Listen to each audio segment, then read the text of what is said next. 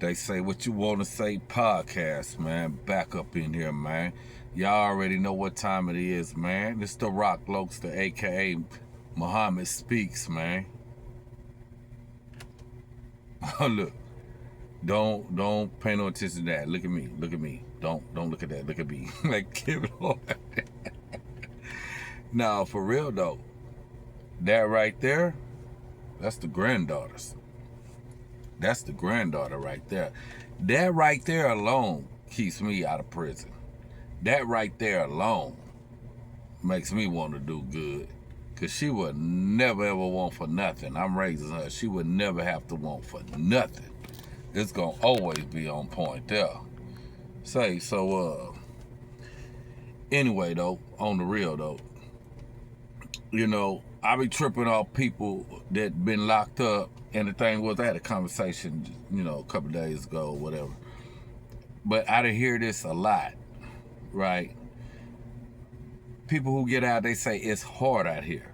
See, I don't understand how it's hard out here, and you just didn't live through a living hell. Like, it's a living hell, man. It's hell on earth. Like, there's I can't think of no other worse place that you can be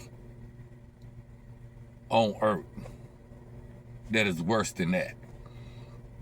Because I'd rather be on the street, sleep up under a bridge than be in prison. I'm telling you, straight up. And I hear people say, it's hard out here. And it's like, it's so gravy out here. It's gravy. What it is a lot of them just don't want to work. They don't want to do nothing. They want to lay up on somebody. And that's facts, because all my partners out Ferguson, all of us doing good. All of us. They got businesses, everything. So I don't understand it, because let me tell you something. I don't know about y'all, but y'all jump in the comments and y'all tell me.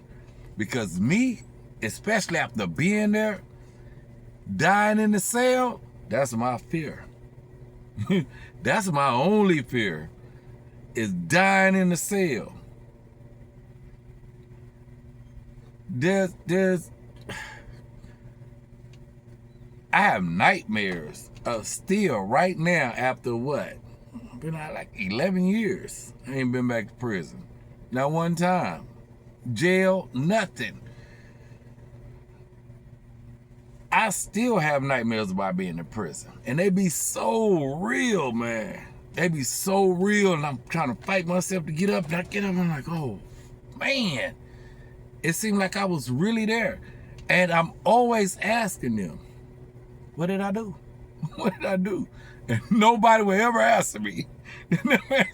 I'm always trying to figure out, what did I do? Because, you know, I always tell you, I'm squared up now. I had to, like, something really had crazy happen. But anyway, though, and matter of fact, man, let me tell you this story. True story. One of my partners, he did 30 on a life sentence. 31. Something like that, man. Y'all make sure y'all smash that like button, man. So, I'm out of my homeboy out of Dallas, because, you know, us that was on Ferguson, you know, we tight. We all keep in touch. All of that. So I tell my partner, I was like, man, yo, what's up with such? He out. I seen y'all took all pictures. Y'all was all over there and all that.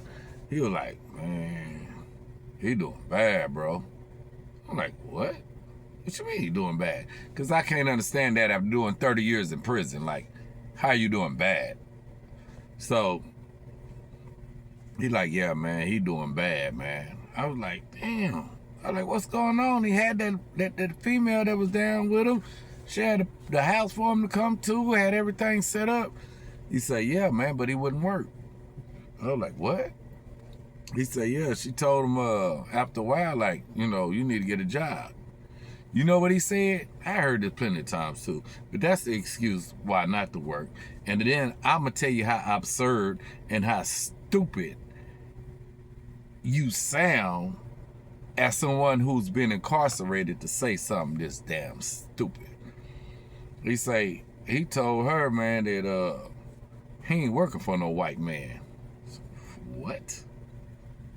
What? He ain't working for the white man. I said he ain't gonna work for no white man.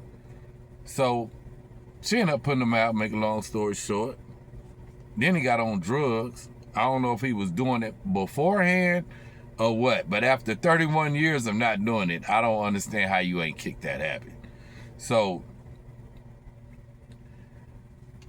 I don't understand, and he's not the only one. A whole bunch of people get out and say that, like, I ain't working for no white man. So if you're not gonna work, you know, you gotta have money. So if you're not gonna work, that means you gotta rob, steal, or y'all jump in them comments if y'all know what that last one is. Either you gotta rob, steal, or jump in the comments, let them know what that last part is. So for a person to say, now I can understand. You got jobs that, you know, you might get out, you like, man, they ain't paying me no money. I had one when I first came home. I think I first came home 2015. I think I was making $10.50 an hour. But I gotta take it. Cause you know why? It's called a survival job.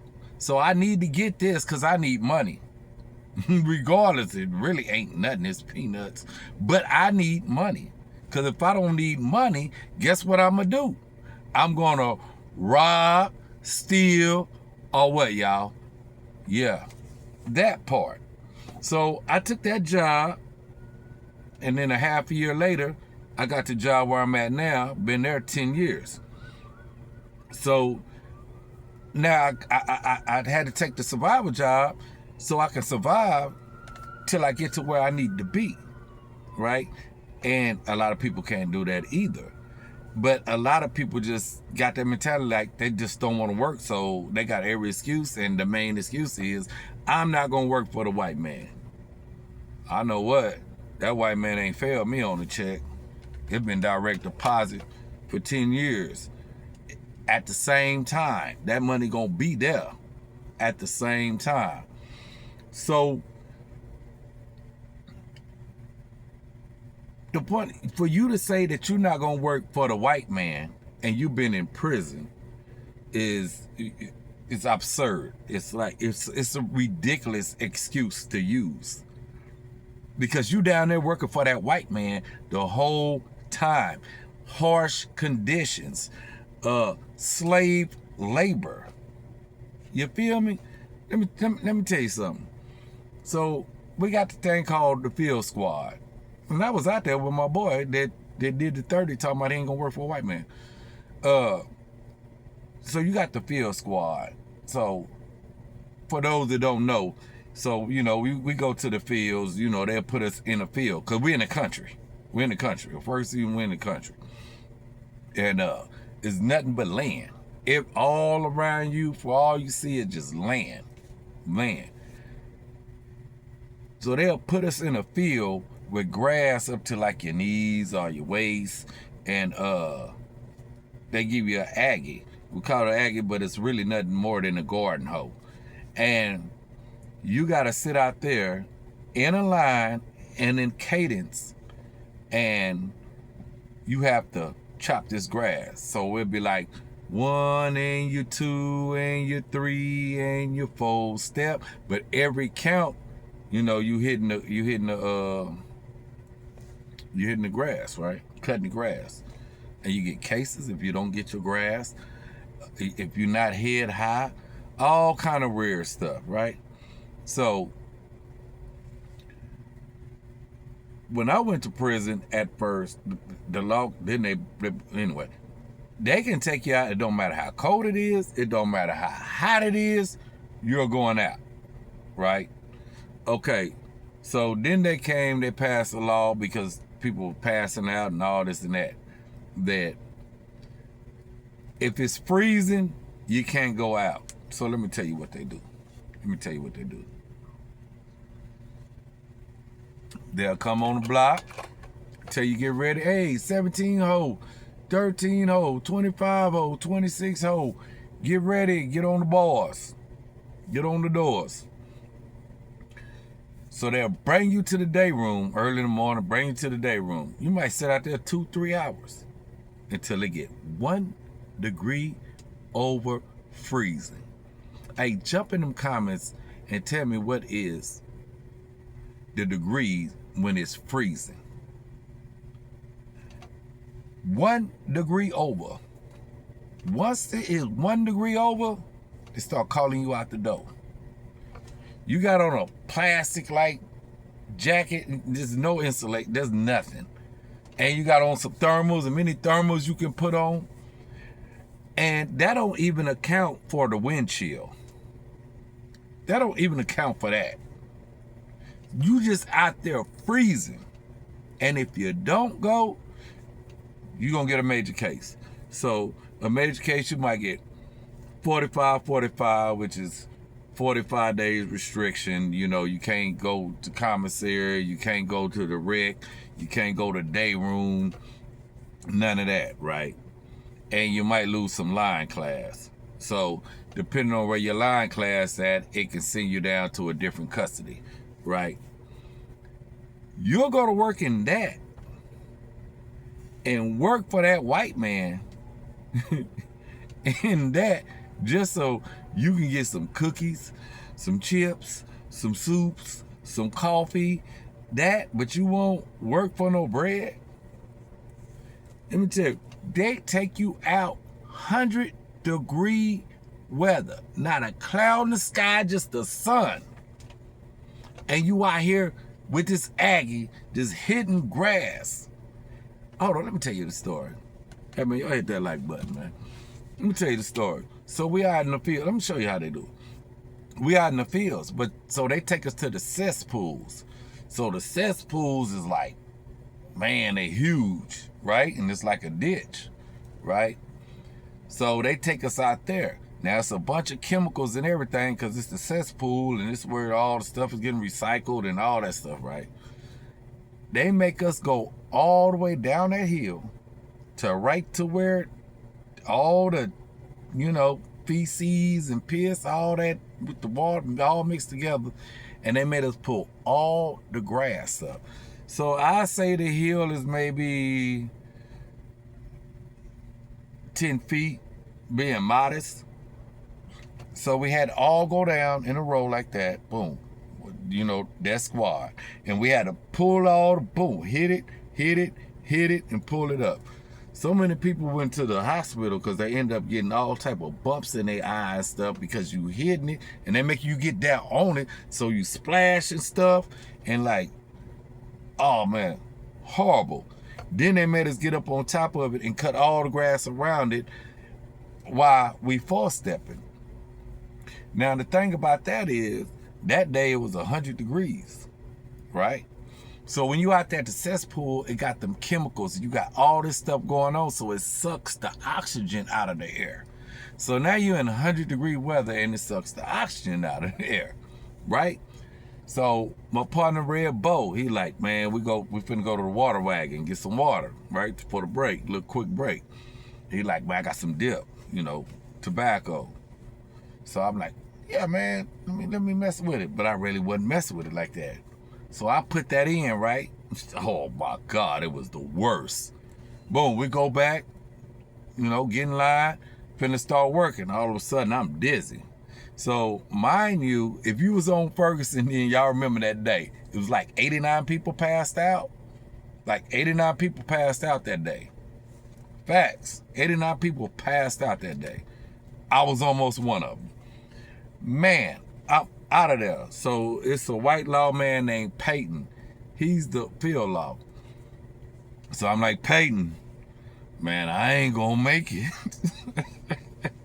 That dip and that heat and that no oxygen got me going. I'm like, Peyton, I ain't gonna make it.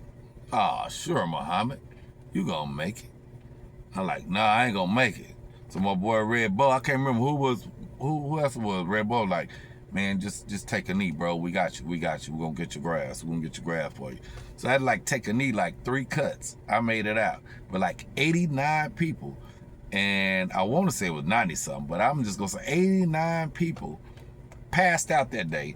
They had to come all the way from the building, bring the ambulances, pick these boys up, taking them, just steady taking them. But you'll go work like that, but won't work for no money. I don't get that. You go pick cotton with this white man on this horse with the cowboy hat and everything, running that horse up on you, telling you, hey, you better hurry up. You better hurry up. Yeah, that was the most humiliating, degrading thing I have ever been through in life. What? But you won't go work for some money. See, what there really is it really bums, right? And bums, I don't give bums nothing. I ain't Charleston White. Charleston White say he'll give. I'm not giving them nothing. Because you cannot put a sob story on me when I did 21 years in the penitentiary, and then I come home and I get on top of my business and I handle my business and I'm living I'm living a good life, you know. I'm living a good life. So you can't sob story me. I've been at the bottom of the bottom. And you can't get me to understand how it's hard out here. Somebody tell me how it's hard out here. Y'all jump in the comments, man. Tell me, how is it hard out here? I mean, if it's hard out here for you, hey, let me know. If it's not hard out here for you, or if you got anything, jump up in them comments, man. Because there is no way that you can make me understand that it's hard out here. There's absolutely no way whatsoever that you can convince me that it is hard out here. At all, man. So, when people come to y'all with them stories, just know what they really want to do is they just want to lay up on you and they don't want to do nothing. That's the facts of the matter right there. That's the facts. Hey, man, I appreciate y'all time, man. Hey, y'all make sure y'all smash that like button, man, because I'm finna get back active. Y'all get up in here, y'all subscribe, man. Y'all jump up in them comments, man, because I'm back home. Hey, y'all already know what time it is, man. Say What You Want to Say podcast, man. It's the Rock Loaster, a.k.a. Muhammad Speaks, and I'm out.